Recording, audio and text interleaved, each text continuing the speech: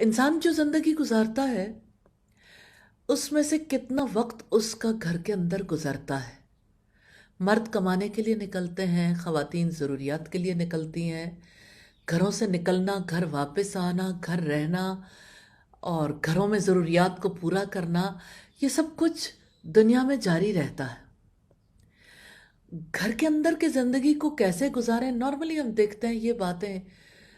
اکثر لوگوں کو معلوم ہے کہ گھر میں داخل ہوتے ہوئے دعا پڑھنی چاہیے۔ نبی صلی اللہ علیہ وسلم کا فرمان ہے، جب آدمی گھر میں داخل ہو اور داخل ہوتے وقت اور کھانا کھاتے وقت اللہ تعالیٰ کا ذکر کرے تو شیطان کہتا ہے نہ تمہیں سونے کی جگہ ملی نہ کھانا ملا، اور جب گھر داخل ہوتے وقت اللہ تعالیٰ کا ذکر نہ کرے تو شیطان اپنے ساتھیوں سے کہتا ہے تم نے سونے کی جگہ پا لی،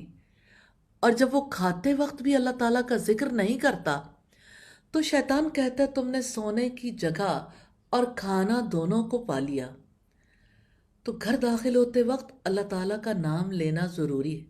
لیکن اگر کسی ایسے گھر میں داخل ہونے کا ارادہ ہو جس میں کوئی نہیں رہتا تو سیدنا عبداللہ ابن عمر کے بیان کے مطابق یہ کلمات کہنے چاہیے، السلام علینا وعلی عباد اللہ الصالحین، ہم پر سلامتی ہو اور اللہ تعالیٰ کے نیک بندوں پر سلامتی ہو۔